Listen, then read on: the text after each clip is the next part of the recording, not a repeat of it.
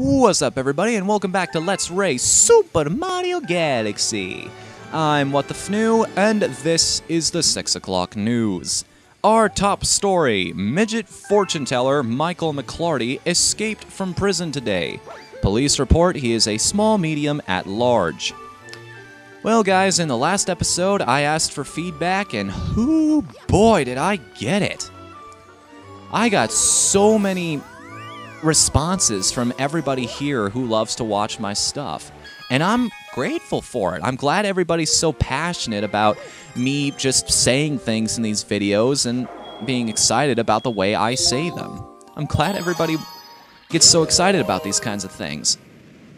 Granted, I have to say, though, it's not exactly the best thing in the world to hear that I'm a great thing to have on while you go do something else. Glad to know I'm just so engaging.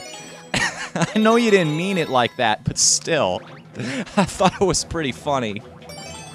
But anyways, there is... So I've heard your side of the story, why you like to listen to me, but I think it's my turn to actually tell you the reason why I think I do this in the first place. I kind of had an epiphany for this the other night. Friend of mine called me over to her place because she and her boyfriend had a fight. Now, she just needed somebody to talk to. I wasn't originally going to go over there personally. It's just she wanted to talk to somebody about it, and, well, my phone was getting some really bad reception, so I just decided to go over there and be a good friend. The thing is, though, when I got there, I'm not going to talk about their personal life. That wouldn't really be fair of me to just share that on the internet. It's nobody's business but theirs, unless they decide to let somebody into it. And they decided to let me, so I'm not going to betray that trust. But anyways, basically what happened, I'm just giving generalizations here, and not naming any names, but life has been a dick to these two. They've had a really rough time of it. Just everything that can possibly go wrong to a human being has gone wrong with these two. And the thing is, they put up with a lot of it. But, well, we all gotta cope somehow. He got really angry, and he just couldn't take it anymore. You gotta understand this. Guys don't talk about their feelings. We don't work it out slowly over time. Sorry, my throat's getting a little dry. We don't just work things out just like that and then all of a sudden it's over. No, it's really, when we vent, it's because we just can't take it anymore. It's because we've reached our limit and we're just mentally destroyed. We've got to do something about all this stress that's built up in our minds over this time. And so, he got mad, he said some things he didn't really mean, and she took it the wrong way. And I kind of had to explain that. I said, you know, everybody gets rid of stress and talks about what's going on in their lives in a different way and just expresses themselves. And I realized that's kind of what I do this for. I never really realized it until a ways back, but that's basically what I'm doing. I don't have a whole lot of people that I talk to in real life. As I've said before, I don't have a whole lot of friends. I don't know if this is a really pathetic thing to say, but I guess this is my way of just talking to someone, talking to people, and getting everything off my mind. It's like a mental dump truck for everything that I am at this point in time. Just poof, here I am. This is me. So, I'm glad everybody kind of finds that entertaining because it's nothing really exciting to me. I'm glad I actually managed to find some way to turn it into something really constructive. And I do this same thing when I'm playing video games, too. Like, I'll be sitting there, that's how I deal with, like, a bad game, or when I'm having a stressful time, when I'm having a hard time beating a level. I talk about, you know, this sucks, and this is why. But I managed to turn that into something constructive.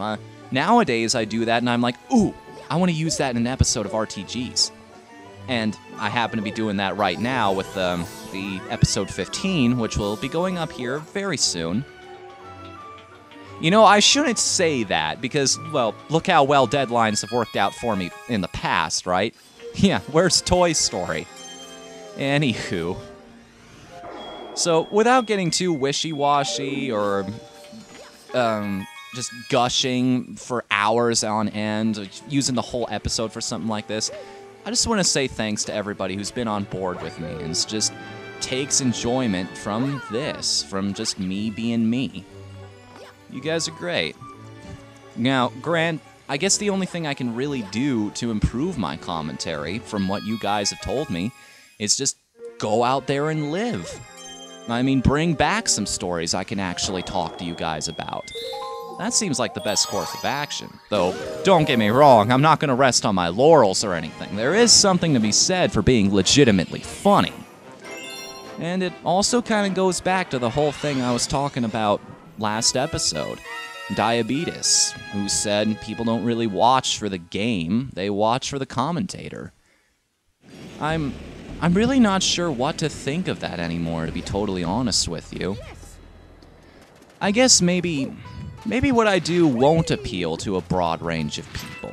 Maybe I do appeal to just a certain demographic of folks who only come here for a certain thing.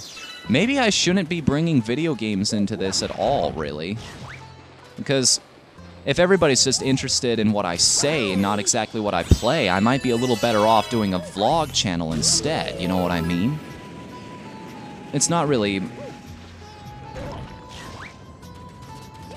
But then again, video games are my passion. Kind of talking and playing at the same time is fun, but there are upsides and downsides to it. I mean, think about it for just a little bit. Wouldn't my commentary just be so much better if I wasn't constantly getting distracted by the story? By the, well, what's happening in the game? Wouldn't I just... I mean, this has happened to me before. I've gotten cut off in a story that I've been telling simply because something happened in the game that I didn't want to happen. And there are times where I haven't really focused on the game because I was too busy trying to... I haven't really focused on the game because I've been too busy trying to say something. It's just a downward spiral, you know what I mean? But this... What I said, this is my passion. It's what I like to do, and it's something I want to share with everybody out there. So, yeah, thank you, everybody, for being a part of this, and despite my flaws, just to continuing to come back and just being awesome. Being, well, the Game Grumps are going to kill me for using this word, but, well, being a fan. Thank you. So, without me wasting any more time on that, let's get to what you actually come here for. Ladies and gentlemen, this is what's been happening with me. You know what I've been watching a lot of lately? Anime. Particularly, I figure I should at least get myself acquainted with... How do I say this? Acquainted with the classics in anime. You know, the ones everybody needs to know about. Utena, Ranma, Bible Black. But it never really hit me before just how... Well, okay, it actually hit... Oh, just a one-up. Well, obviously it hit me when I was a kid. That these shows... Blah! Okay. Restart. I guess it did hit me when I was a kid. Otherwise, I wouldn't have watched these shows. But there are some great English theme songs out there for some... just some fantastic dubs. Like, everybody... And when people think of these awesome songs for Japanese... Awesome English songs for Japanese animation, obviously you're gonna go to things like Pokemon, Dragon Ball Z... Yeah, Rock the Dragon is the one everybody turns to. The song that was so awesome it made you want to punch a hole in your couch. And it probably would have if it weren't for the fear of what your parents were going to do to you when they found out. And of course, there's Sailor Moon and Pokemon, but there's also some really great other songs that I completely forgot about, like Digimon Frontier. You know, the one where the kids actually turn into the Digimon. That was a really good one. Shaman King was another really awesome tune. That one just blew my mind. It came completely out of nowhere. My friend said, dude, you gotta watch this show. It's...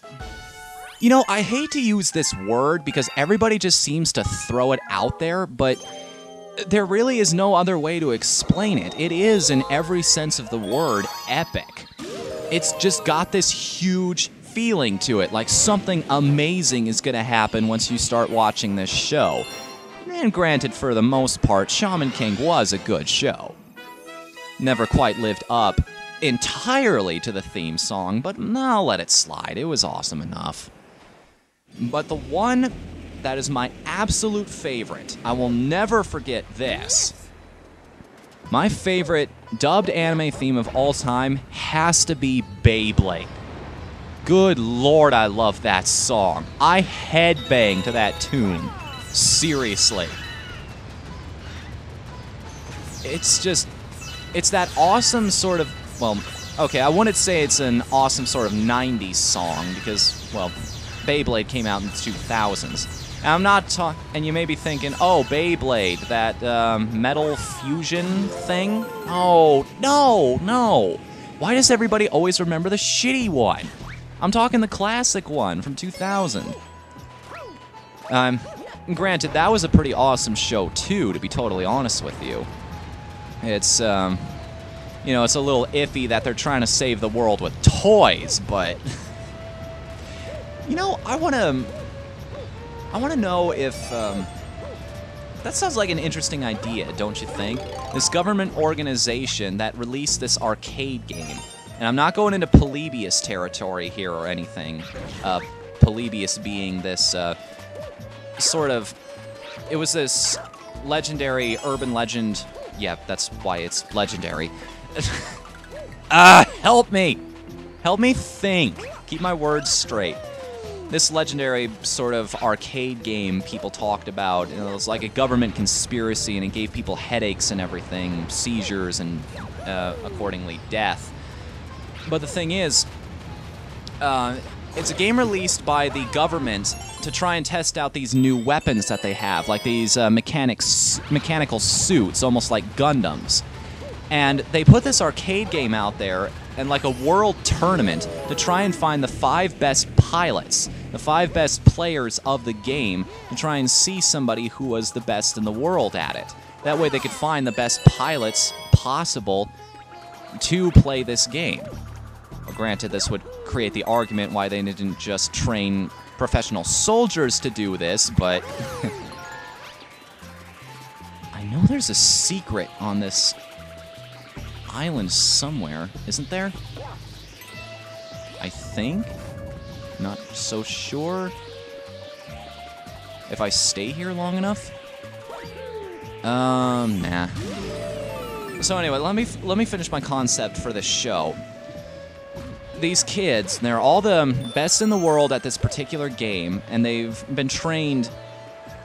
And the way the game is designed, it's actually kind of interesting how the government has trained them to use these hyper-advanced weapons simply by making them play this game. And they already have encyclopedic knowledge about how these machines work and everything. No. Oh! Get your ass back up there. So, it's actually kind of clever in that sense. It's that it teaches them that these certain parts might work in this scenario, or you might want to use this type of machine here. So it addresses that issue, why didn't they just use trained soldiers? Because, really, kids play video games just as religiously as a soldier might train to use his gun.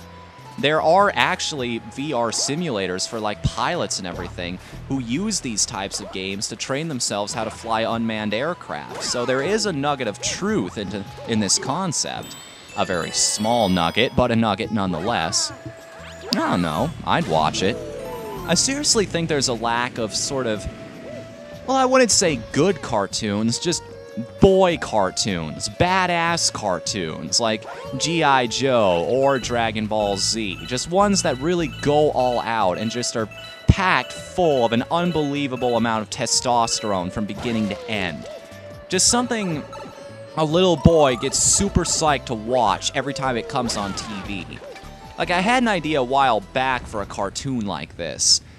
I don't know what I'd call it, but basically the concept behind it is a post-apocalyptic world. Yeah, that's not kid-friendly at all, right? But it had this really cool concept about this mad scientist who dropped all these bombs on the major cities of the world. And the thing is, nobody knows why he did it. But the world is now in utter chaos. There's just... people are trying to recover from the damage he did. And they're just trying to make their way in life. It's sort of like a Mad Max setting where everybody is either... they're trying to make a living off of what little civilization there exists left, or they're a mercenary. They're out on the road trying to do all kinds of work, trying to get here and there and make a living wherever they can, doing what they can for who they can.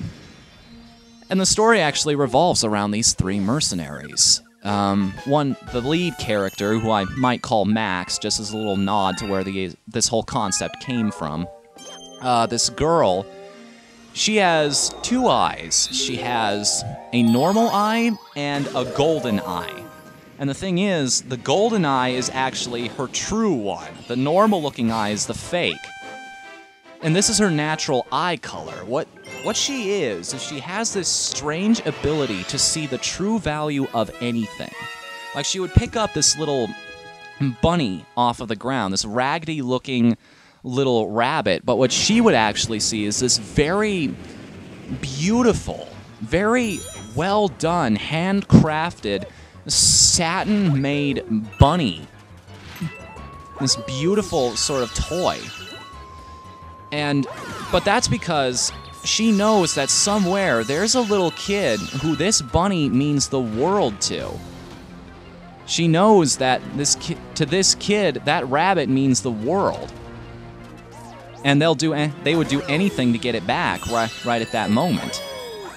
That's just sort of an example, and she can see this in anything. She can see this in people, too. Like, she looks at someone, and if they have a black heart, she'll be able to tell. She realizes, aha, this is a person I shouldn't trust. So, it's kind of interesting seeing the world through her eyes, because we look at people, we look at places, we see all kinds of... I think I could have a lot of fun with that concept. Like I said before, it's not just about doing something with a character. You create a cool element and then you max it out to its absolute greatest potential. You take it in every possible direction it can go. And that's how you have a successful product. Can I? No, I can't make it around another time. Shit. Ah! So, that's those two. Now, the third one is actually... the way these guys travel around is in this tank/RV hybrid. It's basically a recreational vehicle that has armor and spikes on the bumper, all that good stuff. Mario, come on, work with me here. Armor and spikes and all that good stuff. But the thing is, of course, a vehicle that advanced needs a mechanic. And this guy's kind of interesting. He's sort of the voice of reason of the group. Now, don't get me wrong, Max is a badass. I actually have an idea for an episode where he gets trapped in a junkyard with this gang of 100 different goons, including the boss of all of them. And he's all alone. It's up to him to just beat them by himself. He's got no backup. He's been separated from the group. And the whole episode, there's just this counter in the bottom right corner of the screen showing how many are left. And just to prove how much of a badass he is to the audience, I basically spend the whole episode having him really use his head. He's just one guy against a platoon of 100 thugs, most of them armed with guns. So it's up to him to try and use every trick in the book, to use all kinds of mental trickery and traps, disguise, everything you can possibly think of to outsmart these guys and stop them. It was a really cool episode. I wish I could show something like it to you, just so you get the gist of how it would all work. But,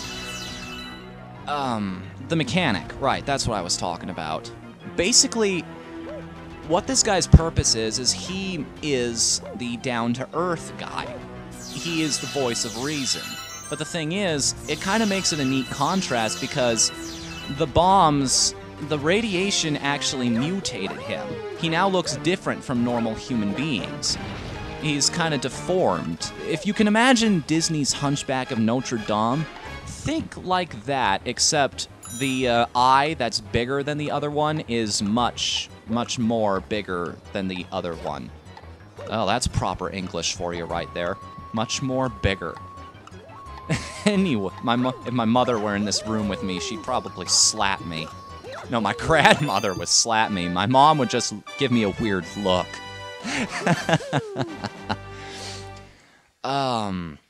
Now, there's actually a fourth girl who joins the team. Well, fourth girl. Yeah, there's 4 girls on them. Max is a girl.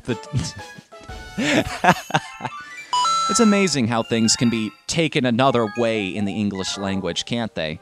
I actually tried to learn Japanese back in college. Not sure if I've told this story before or not. Hey, wait a minute. There's a green question mark there. I think Luigi's got a letter for me. I'll go take care of that.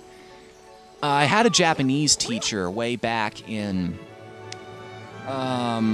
college. I figured because I'm going into the video game industry, I need to learn the language anyway. And God bless him, he was a very nice guy, but his accent was so thick. You could barely understand him if you weren't paying attention. And but the thing is, he starts off the first class. On the board, he goes, "English is so hard. It is the most difficult language on earth. I'll prove it to you. I will prove it." So he writes on the board, T-H-E-I-R. Then he points to a student in the class, and he goes, "You, what is this word?" There. Okay. And then he goes back, and he writes T-H-E-R-E. "You, what is this word?" There. What? You have 2 dares? In Japanese, konnichiwa mean wanting. Wanting. Hello. I was trying so hard. I was crying. I was laughing. I was laughing so much. I've never felt so bad for laughing at something in my life because he was legitimately trying to make a point and I was just making fun of him so much. Hee hee hee, you're ethnic. I felt like such a jerk. But anyways, it's back to the show.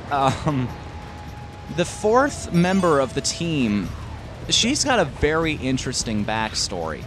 Basically, what's going on with her is this mad scientist had all of these laboratories hidden around the, had all these laboratories hidden all across the United States of America. And because that was his country of operation.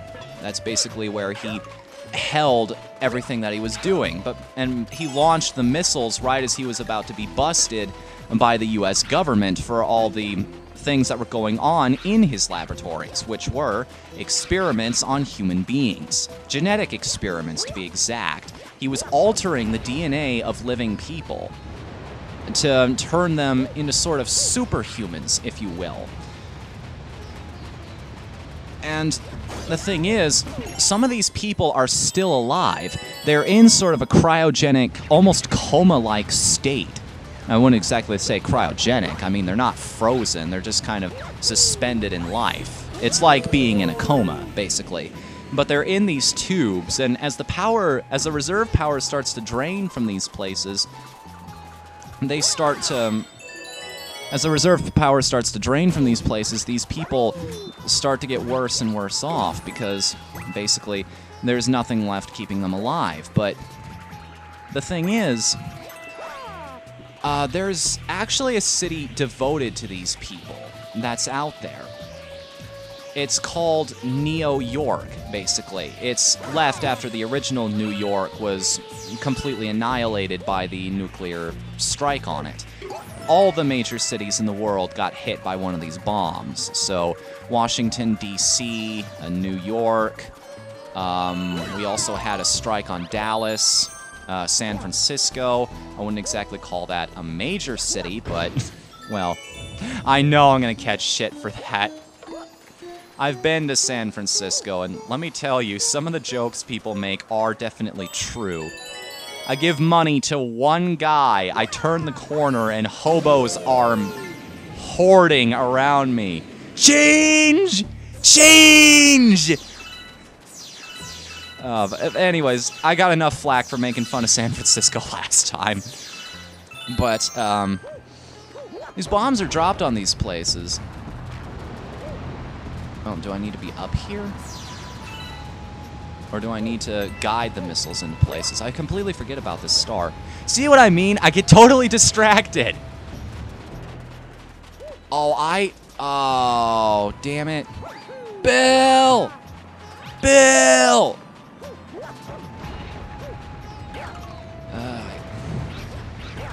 Oh, but now that's gonna... Oh, okay. I see your game now. I see what you're doing. You clever bastards.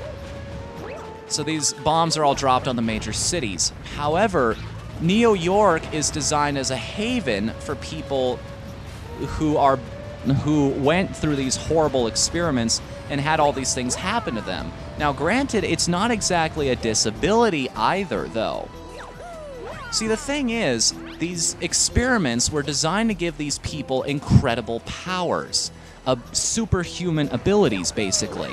They have plenty of what would be considered, I guess, psychic powers. They have the ability to move things just by will, just on will. They have the power to do all of these. I'm having a shitload of trouble with this star. Ah, yes, okay. Hey, Bill! Damn it. I'm already at 27 minutes, too. This is not going well. So. Shit. Okay, restart. Cartoon, yes. So all these people have special abilities, and there's a huge reward for going out and finding more people to bring to this city. Because, well, it's a haven for these people. It's their chance at restarting their lives, of being able to be a normal person and live a normal life again after these horrible, life-altering... No! Oh, come on! These horrible, life-altering things happen to them. So, Max finds this girl in this facility. And one of the major overarching plot points, there's no real bad guy. It's just the growth of these characters, just letting them live their lives as mercenaries while they bring this girl. While they... Oh, I'm gonna die now, aren't I? Yep. As they bring this girl all the way across the country to New York, all the way from Arizona, no less, to try and end her decision. Does she want to live a normal life after everything she's seen, or does she want to stay with these people who are pretty much her only friends left in this world, left in the world now? It's kind of, I touch on that concept of never seeing your loved ones again. Max's story is actually really heartbreaking. Turns out he was actually a Boy Scout back in the day, and he was with his troop up on, camping in a mountain. But the thing is, they actually watched from the mountain. They were out of range when this happened, but that's when the bombs came down and hit. And there was this widespread panic amongst all the boys about what's going to happen, what happened to our parents, what's going on, why is this happening to us? And it's really a sort of a heartbreaking moment, a flashback episode, if you will, where the girl with psychic powers actually asks, hey, where did you guys come from? And what it all what decided to make all of you travel together. I'm not going to spoil everything in case I actually make this in the future. Team Pizza is an entertainment company after all, so we do all kinds of things. We're not planning on just doing webcomics or just doing video games or just doing Let's Plays. Now, we've got big dreams, including an anime idea, which Hidden in the Truth has actually told me is our next project after we finish Miku's Lullaby. Not sure if we'll be in that good of a financial position, but we'll see. We'll see. So, everybody, that's it for this episode of Let's Race Super Mario Galaxy. In the next one, I'm going to take care of what is possibly one of the most time-consuming stars in the entire game. Don't know what I'm talking about? Well, if you look up from this point in the observatory, you most definitely will. I'll see you guys then. Later, everybody. Ugh! That's another star bit I'm gonna have to keep track of now. Damn it.